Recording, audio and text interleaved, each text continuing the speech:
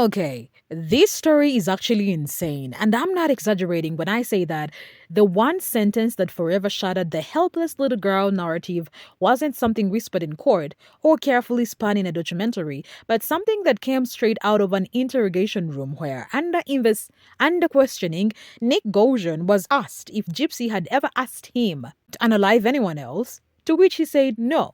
And when asked if she just wanted him to unalive her mom, he said yes, with no hesitation. At one point, I was thinking about it. Okay. I did actually mention that I was thinking about it, but then I changed my mind because I felt bad for just the whole situation of having to kill her mom in general. Okay. So I decided to just kill her quickly. Okay. Kill her quickly. How long do you think it was that you were stabbing her? That is where the house of cards begins to tumble, because we've been told a fairy tale. A girl in a wheelchair, bald head, feeding tubes, a prisoner of a manipulative mother. But what if that was never the truth? What if she wasn't a victim at all, but a co-star in the entire a con architect in the lies, and later the very person who orchestrated Dee Blanchard's demise? So let's rewind to 2005. Hurricane Katrina devastates Louisiana. Dee and her daughter Gypsy are displaced from Slidell, and with them, a brand new narrative takes root. Dee tells everyone that Gypsy's medical records were destroyed in the storm. With the paperwork gone, it is suddenly their word against the world. And in the new reality, Gypsy is a miracle child, fragile, sick, wheelchair bound, but surviving against all odds. The public is captivated. New city with new people, and there are no records. So nobody was able to question at that point, and it was just Gypsy and her mom. With no health records, the doctors base everything off of what Dee tells them. She explained to them that she did have muscular dystrophy based on the fact that she's in the wheelchair. She had 2 out of her 4 salivary glands removed, about 8 surgeries. Dee tells everyone that Gypsy is a cancer survivor. Dee always had an answer. Always, well, Mom, I can walk. Well, yeah, but your legs are weak and it's really hard for you, and so it's just best you stay in the wheelchair. Well, Mom, my hair is fine. Yeah, but it's gonna fall out and you're gonna have bald patches and nobody wants to see that, and so let's just go ahead and shave your head. Oh, my pretty princess. Gypsy's so dependent on her, and that's all she has, that what was she gonna do? And this new beginning comes with blessings. Habitat for Humanity builds them a house in Springfield, Missouri, painted pink with a wheelchair ramp. St. John's Hospital offers ongoing medical care. Donations pour in. The media makes Gypsy into a symbol of resilience. The town rallies around them like they're local celebrities. We're moving to Mayberry. It didn't take a lot to convince Dee and her daughter Gypsy Rose to make a new home in Aurora. They already knew it was meant to be. It is the perfect town, the perfect place. I think it was a blessing in disguise. It took something like a hurricane to make us have a happy ending. Dee was happy enough just having medical care for Gypsy. She says she never expected this. It's amazing. It's amazing, the outpouring of love and support. Dr. Janet Jordan met Dee and Gypsy while on a mission trip to the hurricane-ravaged areas. She says she knew right away she'd see them again. They're like lost souls who were meant to have been born and raised in Aurora. After arranging a helicopter ride from Louisiana to St. John's Hospital, the process began to find them a permanent home. It turns out St. John's already owned this house. But here's where everything shifts. Gypsy knew she could walk. She admitted she could feel the tingling in her legs, and she knew she wasn't paralyzed. But she kept that to herself. Not just because she was afraid her mom might stop loving her, but also because she enjoyed the free trips, the gifts, the attention, and the life that came with playing sick. I asked my mother, can we please get rid of the feeding tube? I don't need it. And she said no. Can I please maybe get some physical therapy to help me walk a little bit better? And she just said no. The wheelchair. Okay, I always knew that I could walk.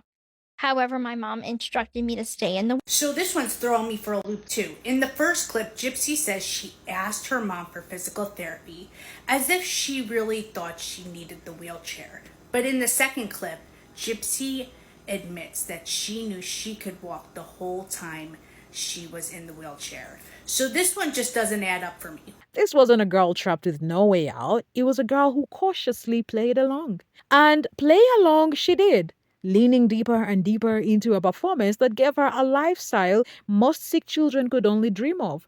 She traveled through a world of parks that made her feel important and adored. Make-A-Wish Disney trips with VIP access where she posed like a little princess in front of the castle, charity galas where cameras flashed as she wheeled across the room in gowns, flights to ball games where she was treated like an honored guest, photographs with famous actors like Elijah Wood and Sean Austin from Lord of the Rings, who smiled beside her as if she were a brave survivor. Even a $3,500 check from country star Miranda Lambert pressed into her hands. At every event, she smiled, posed, and leaned harder into the role of the sick girl, never once letting on that she was performing a part she knew was not true. Gypsy frequently jet sets across the country. Ball games, galas, the most magical place on earth, Disney World. Make-A-Wish, we're taking her down to Orlando, all expenses paid and everything. Right now, I'm in Cinderella's castle eating some royal mashed potatoes. She even got to meet country superstars Miranda Lambert and then husband Blake Shelton. Miranda Lambert came to Springfield a few times, and I think she gave Dee Dee and Gypsy money. Yes, she did. Look at this $3,500 check from the singer's personal account. But that wasn't all. What must I do? Check her out posing with her favorite actors, Elijah Wood and Sean Astin from Lord of the Rings. Behind closed doors, however, Gypsy was not a fragile child the public adored. She was living a double life filled with secrecy, thrill, and control. Since 2009, she had created multiple fake accounts under names like Emma Rose, Dina Wolf, and Snow Gypsy. On these accounts, she let her guard down and dropped the performance of innocent. She flirted shamelessly with older men in their 30s and 40s. She engaged in explicit BDSM role-play communities that no childlike persona could explain away. And she propositioned men she met at cosplay and sci-fi conventions. At one convention, her fantasy spilled into reality when she disappeared into a hotel room with Dan Glidwell, a man in his 30s, where she was found by her horrified mother and friends about to be intimate with him.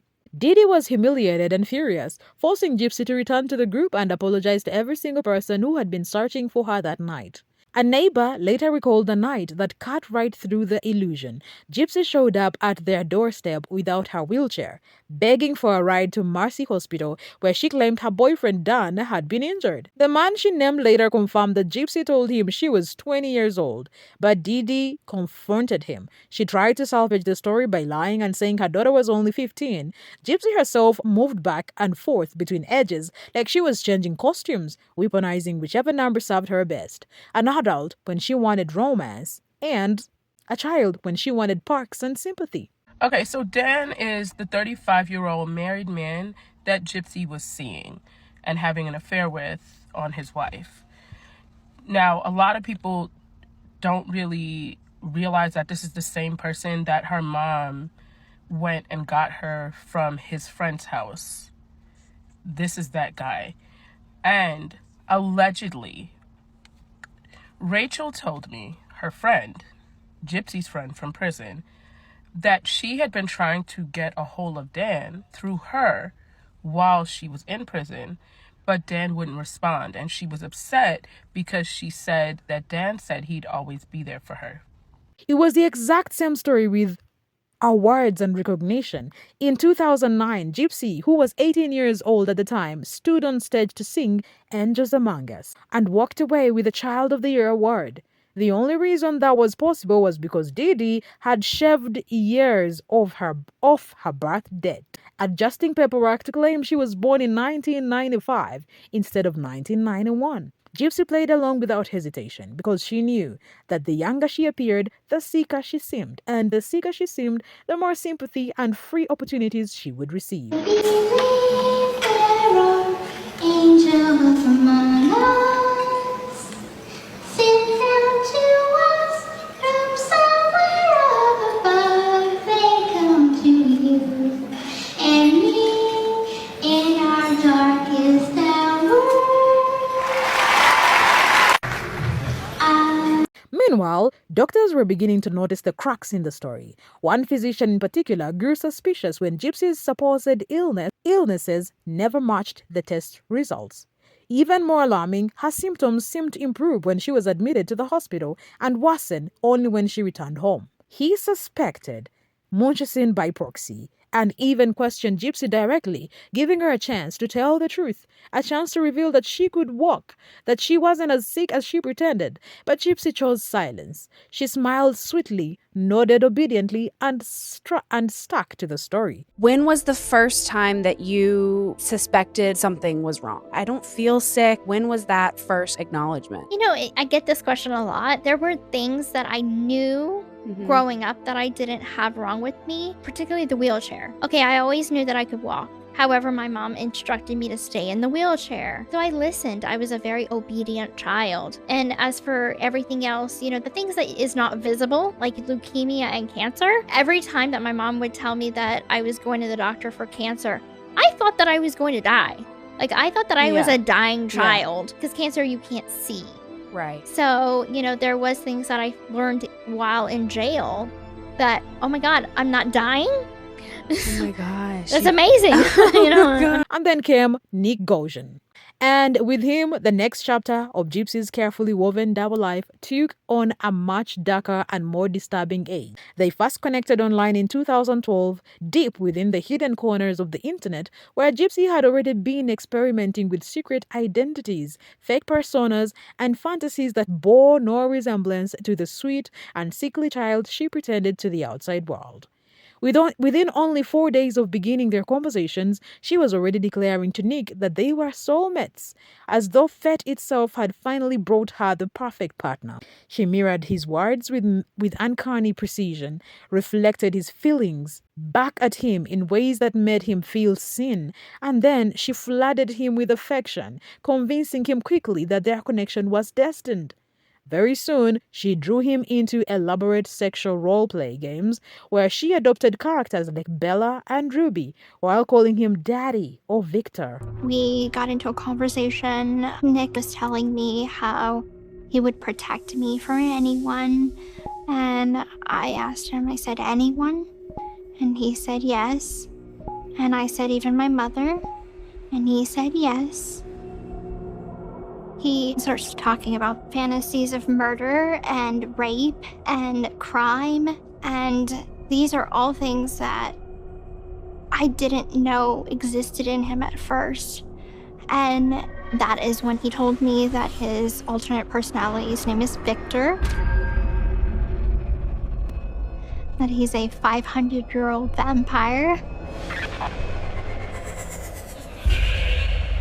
He starts talking to me about how Victor loves to kill.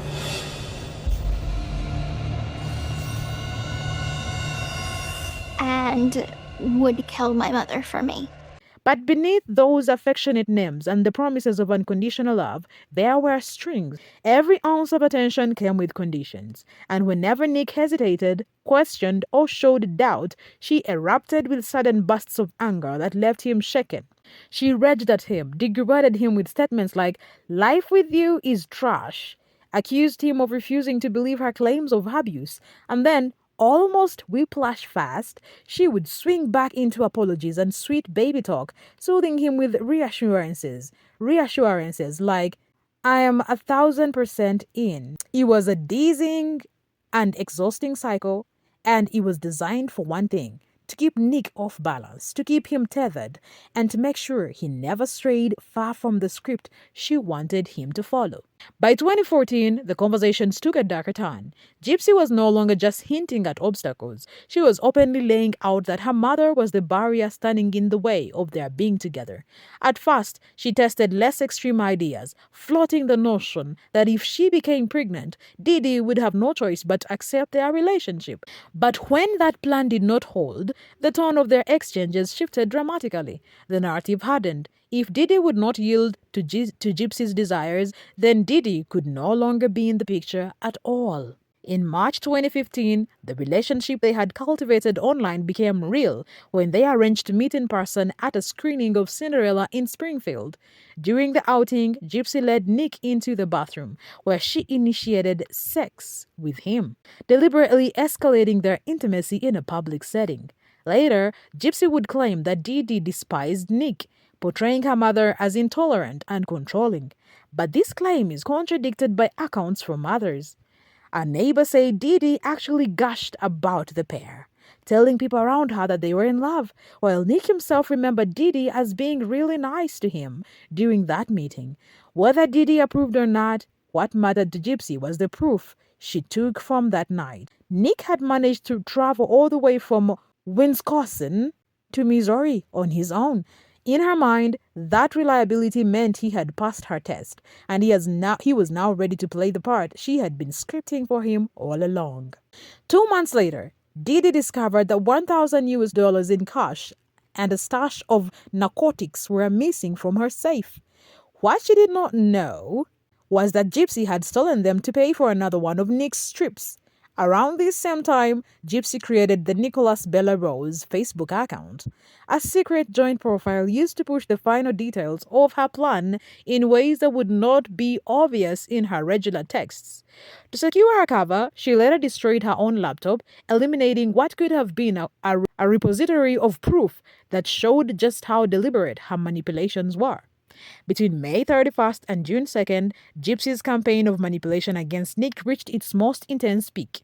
She cycled through emotions like a pendulum gone wild. She dangled intimacy like a prize, threatened withdrawal like a punishment, and pulled him back with a role-play fantasy that blended sexual dominance with a fairy tale rescue. For nearly 48 hours straight, Nick was pulled through a roller coaster of emotions that eroded his defenses and shaped his resolve to align perfectly with the outcome of what Gypsy wanted. By June 8th, Nick boarded a bus bound for Missouri. His mother was deeply worried, sensing intuitively that something terrible was unfolding.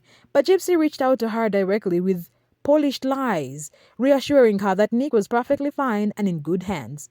On June 9th, with a new plan now within striking distance, Gypsy texted Nick that he might not even need to wear gloves because they would sink it so it's never found. By then, she had already shoplifted the knife from Walmart, ensuring that the weapon required for the act was waiting. On June 10th, Dee Dee was dead, stabbed 17 times in her own bedroom. While Nick was carrying out the killing, Gypsy was in the bathroom shaving her legs and her privates, preparing herself for the intimacy she had promised him as his twisted reward. Afterward, she did not recoil or run. Instead, she participated in sanitizing the house, removing photographs, tossing away personal items, and attempting to erase evidence that she had ever truly lived there. Detectives later noted the unsettling discovery of a Barney doll positioned near Dee Dee's body, with one officer believing it had been deliberately placed there as a grotesque. And I hear screaming, and she's like, Gypsy, help me. And to this day, I can't get that out of my head. That I had to agree to let him rape me. My mother and I had planned to watch a movie. Nick had told me that I should tell her that I love her. I gave her a big hug. I remember her telling me, what's that for? I'm not dead yet. It was so ironic. I went back to her bedroom and I cried. A part of me didn't want to go through with it. I hugged her pillow.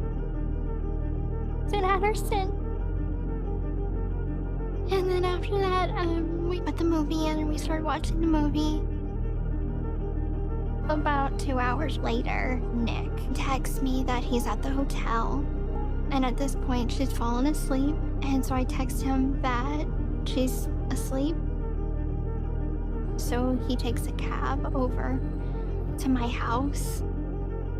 He arrives at the house. And the first thing he tells me upon entering is, the is dead. He said, get your effing ass in the bathroom now. I get down on the ground and I cover my ears, and I hear her wake up, and I hear screaming and banging. It stopped for a moment, and so I uncovered my ears. And that's when I hear her call my name. And she's like, Gypsy, help me.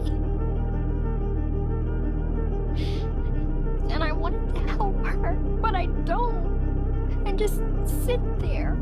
I don't do anything. I just sit there. And then I hear her screaming again. And then there was one sharp scream, and then it was over. It was silence. I didn't hear anything.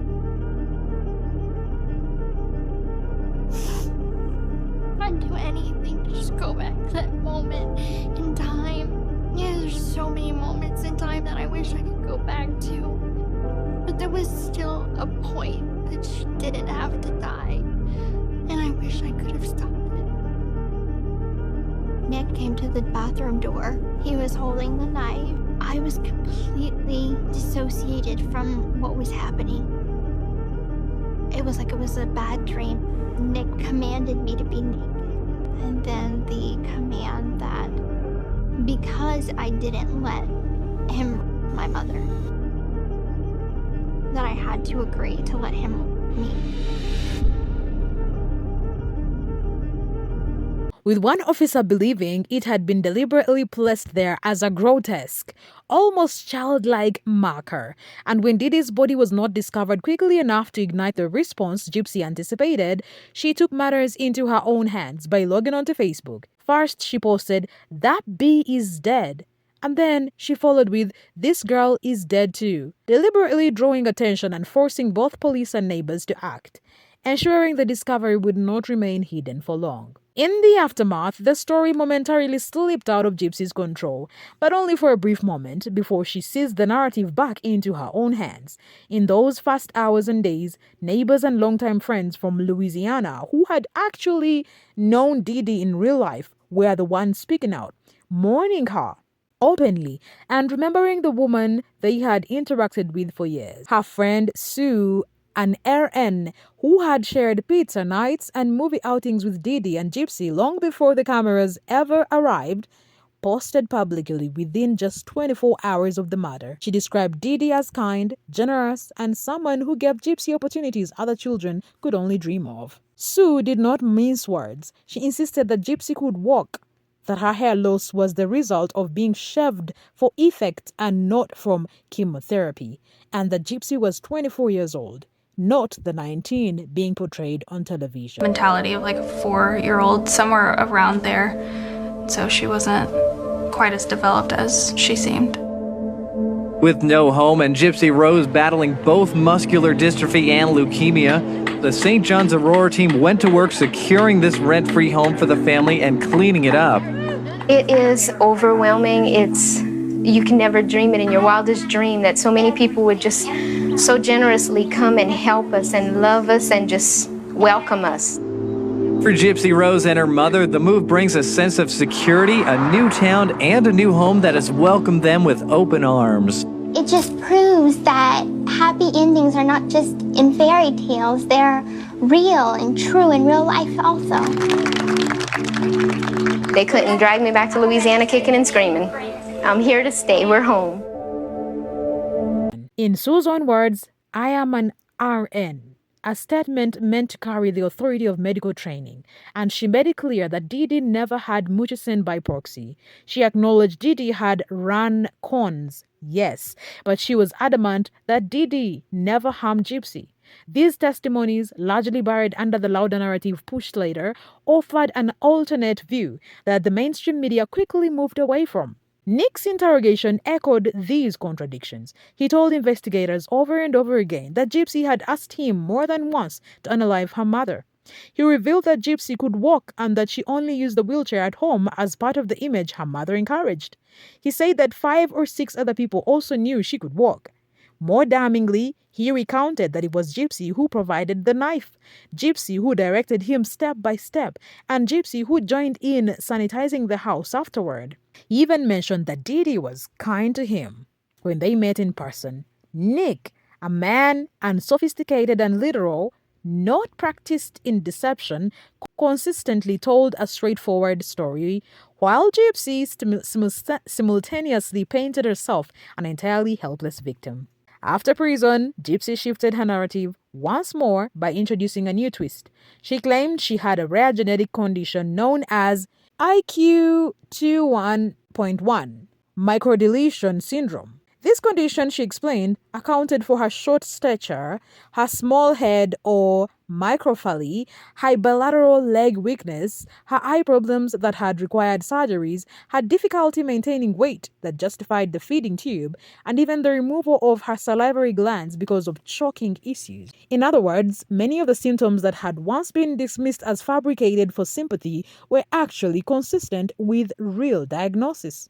But instead of acknowledging that her mother had been desperately searching for answers through legitimate doctors, Gypsy reframed all of it as years of unnecessary and abusive interventions. She recast Dee Dee's persistence in finding medical solutions not as a mother's attempt to cope with a mysterious disorder, but as a deliberate abuse for attention. Even Gypsy's own words in later years undercut this retelling. During a TikTok live session, she admitted candidly that her most damaging trauma had taken place when she was 10 and again when she was 16, not during her entire childhood as the public narrative often suggested. If Dee Dee had truly stolen every single year of her daughter's life through constant fabricated illnesses, then Gypsy's description of trauma limited to 2 specific points would not make sense. Her own casual confession undermined the sweeping claims she had used to secure sympathy and reshape the legacy of her mother. Like, imagine being that neighbor who one day glanced outside and saw Gypsy stand up from a wheelchair and walk as though nothing was wrong, knowing in your gut that the entire performance being sold to the community was false. Imagine being the man she confided in online, telling him she was 20 years old and able-bodied, only to later flip the story when it suited her to be seen as a fragile teenager in need of rescue. Imagine being Sue, the RN friend, who genuinely mourned Dee Dee's death and tried to tell the world that this woman was not the monster they were being told she was, only to be drowned out by a media frenzy that cheered Gypsy's supposed freedom like he was a fairy tale ending. It's honestly heartbreaking because there were countless points where this truth could have come to light and changed everything. When doctors noticed the red flags in her medical history and asked questions that could have exposed the lies. When neighbors caught her outside without her wheelchair and realized she was not paralyzed. When Dee Dee's friends from Louisiana voiced their doubts and tried to warn others. Even when Gypsy manipulated Nick through fake accounts, jealousy ploys, and elaborate role-play fantasies, she had opportunities to stop the performance and come clean. She had exits at every turn. She had chances to speak up. She carried the truth in her back pocket all along and chose not to reveal it. And I am sitting here thinking, no way, right? But the receipts are undeniable, and they stack up one after the other. The Katrina reset that gave her a clean slate. The fake accounts that let her live a double life. The charity packs and VIP trips. The carefully constructed lies about her age. The theft of money from Dee Dee's safe. The shoplifted knife from Walmart. The manipulative text that pressured Nick into action. The ritual of shaving in the bathroom while the crime was happening.